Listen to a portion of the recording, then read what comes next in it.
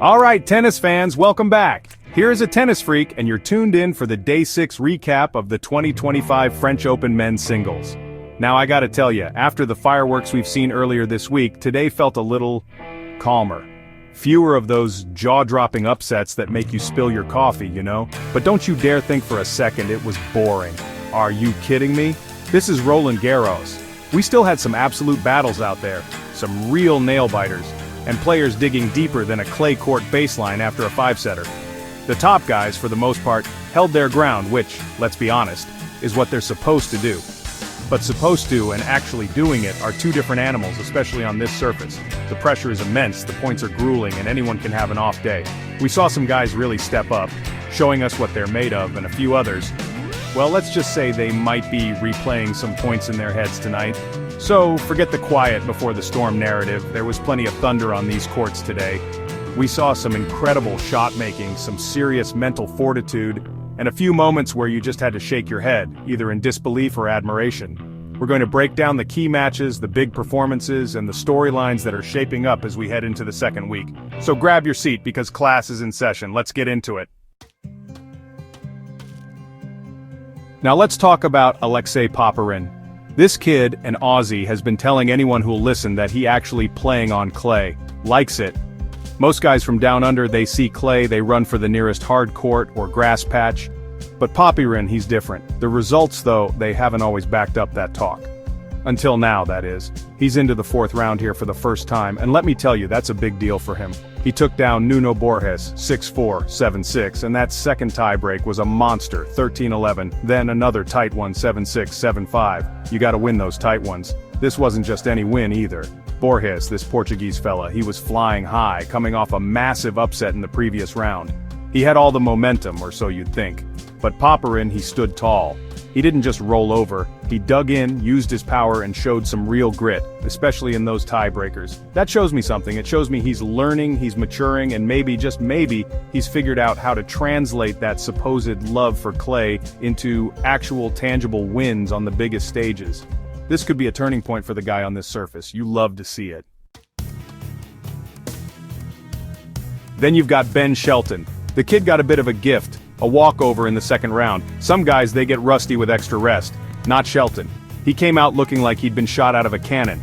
He faced Matteo Gigante, who, by the way, had just pulled off a shocker against Tsitsipas, so Gigante wasn't exactly a pushover, he had confidence, but Shelton, he just dismantled him, 6-3, 6-3, 6-4, and get this, broken only once the entire match. Once. On clay, that's saying something, especially for a guy whose game is built around that cannon of a serve. What's really impressive here is that Shelton has now made the second week of every single Grand Slam, every single one. And this is his first time doing it here at Roland Garros. People used to say, oh, Shelton, great on hard courts, but clay? Nah. Well, guess what? He's proving them wrong. That serve, when it's clicking, it's a nightmare for opponents on any surface. And you can see his movement, his patience, his whole clay court IQ, it's getting better with every match. He's not just relying on power anymore. He's learning the craft. Watch out for this guy, seriously. And speaking of Americans doing well, how about France's Tiafoe? Big Foe. This is his 10th time in the main draw here, and suddenly, out of nowhere, he's playing like he was born on the red dirt. He's in some kind of purple patch, folks. The tennis he's putting out there on clay right now is some of the best I've seen from him, period. He took on his compatriot, Sebastian Korda, a tricky opponent, and handled him in straight sets. 7-6, that was an 8-6 grinder in the breaker. 6-3, 6-4, and the kicker, he didn't get broken once, not a single time. You want to know how he did it? Look at the second serve stats. He won 73% of his second serve points. 73%. That tells you he wasn't just pushing it in, he was varying it, hitting his spots, keeping Korda guessing. That's smart tennis. This was his first win against a top 30 player on clay in 3 whole years. 3 years. That's a long time between drinks. And now, you look at his draw, it's not looking too shabby. If he keeps this level up, if he stays focused, who knows how far he can go. He's got the belief, and right now, he's got the game. Chapter 4. Majovics Meltdown, a golden opportunity squandered. Now, not every story has a happy ending, right? Let's talk about Hamad Majovic. This young Serb, he was the favorite going into his match against Daniel Altmire. People were talking him up, saying he was a dark horse, ready for a deep run, maybe even the 4th round.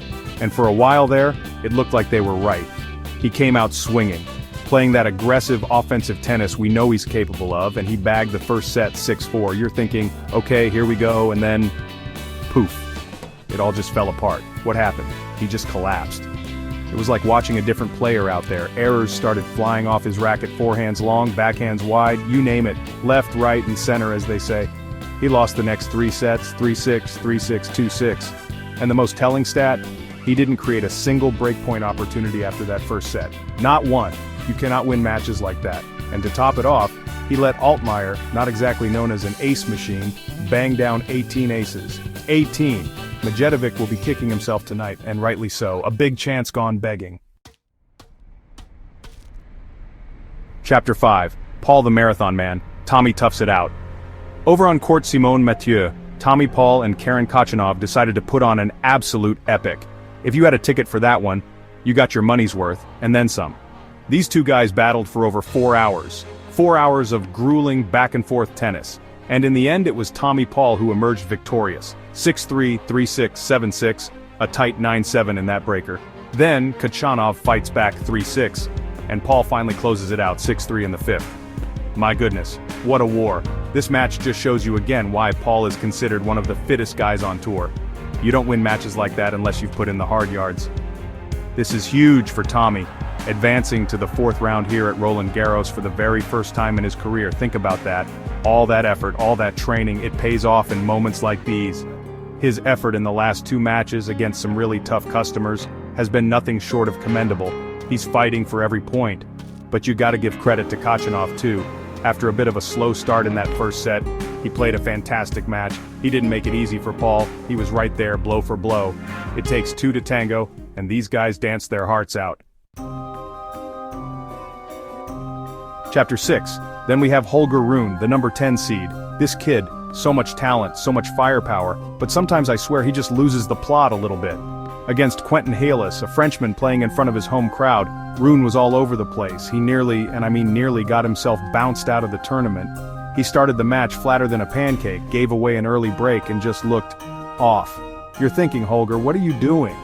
He had a chance to go up 2-1, got to serve for the 3rd set, and then what happens? He plays a loose game, gives Halys a sniff, and the Frenchman, to his credit, pounced on it. You can't give guys chances like that, not at this level. Halys took that 3rd set, and suddenly Rune was staring down the barrel. Thankfully for him and his fans, he finally seemed to wake up from the 4th set onwards. He started playing with more urgency, more purpose, like someone finally flipped a switch. He managed to fight his way back and win it 4-6, 6-2, 5-7, 7-5, 6-2. A real scare though. He survived, yes, but he absolutely has to get his head straight for the 4th round. You can't afford those kinds of mental holidays against the top guys. He got away with one today. Chapter 7. Let's circle back to Daniel Altmire, the guy who benefited from Majovic's unfortunate implosion. Altmire played a smart match, no doubt about it. He saw his opponent was struggling, spraying errors, and he just stayed solid. He didn't need to do anything too spectacular.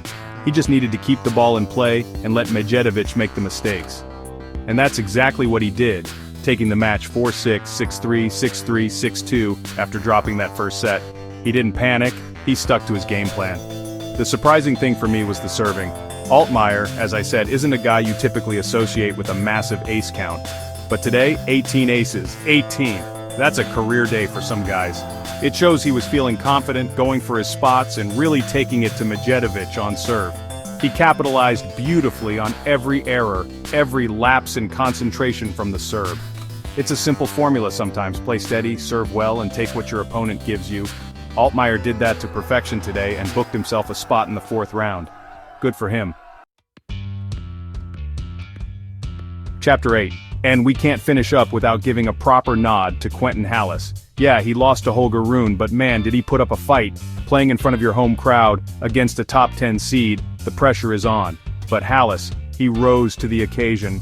He didn't just roll over and let Rune dictate. He took the match the full 5 sets, pushed him all the way. He had Rune on the ropes for a good while there, especially after snatching that 3rd set. You could see the belief growing in his eyes. What impressed me was his resilience. Every time Rune seemed to be pulling away or finding his rhythm, Halys would come up with a big shot, a great serve, something to get the crowd roaring again. He absolutely capitalized on Rune's lapses in focus, those moments where Holger just seemed to drift. Halys was there, ready to take advantage. Even though he didn't get the win in the end, he can walk off that court with his head held high. He gave the fans a thriller, showed what he's capable of, and made Rune work for every single point. That's all you can ask. Outro. So there you have it, folks, another day of intense action in the books here at Roland Garros. Day 6 might not have had the headline-grabbing upsets of the earlier rounds, but the drama was still there, simmering under the surface, boiling over in those 5-set battles and crucial tiebreakers. We saw some players confirm their class, others fight through adversity, and a few learned some hard lessons out there on the clay. That's the beauty of this sport, isn't it? Every match tells a story. The stage is now set for some massive clashes as we head into the second week.